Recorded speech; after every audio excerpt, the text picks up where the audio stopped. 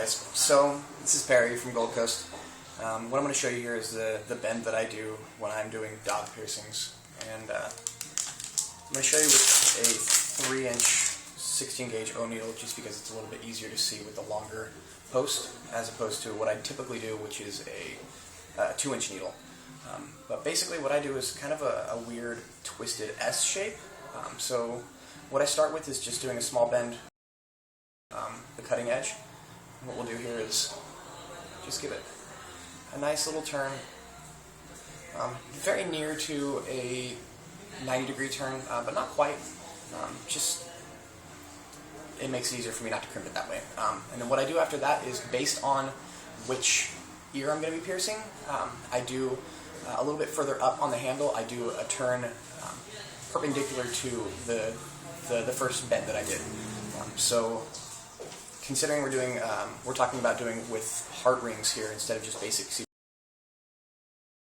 to pierce these from the bottom up so that you can accommodate for having that turn on it and not have to pull the entire angle all the way through the piercing if you go from top. So what I like to do is, after doing that, and just go next to the ear that I'm looking at to make sure I put the right bend on it.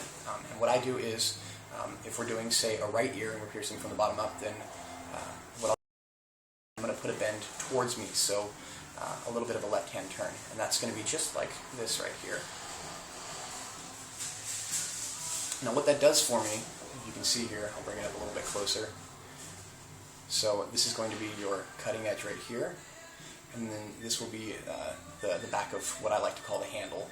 And so what that does for me is, now what I can do is take this needle and lay it directly along my index finger right here and secure that with the pad of my thumb, and that creates a nice little handle here that when I'm piercing I can kind of use that as an anchor with leverage and make sure that I'm not necessarily all the way inside of the ear.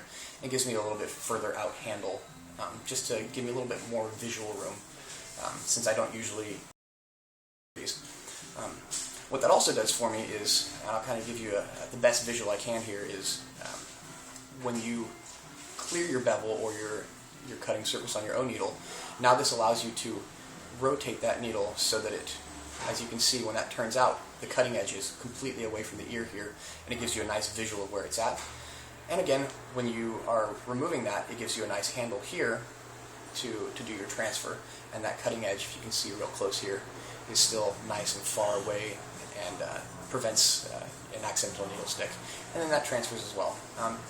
Having that extra turnout also relieves a lot of that pressure that you'll notice when it's pushing downward on the ear before your transfer, and that just makes it a little bit more comfortable for a client as well. So yeah, I hope that helps. You guys can take a look and see that weird little turn here, and maybe you can give that a try as well.